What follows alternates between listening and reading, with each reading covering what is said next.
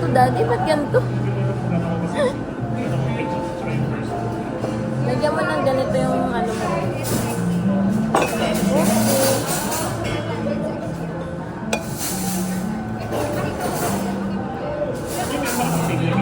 I need you cover up.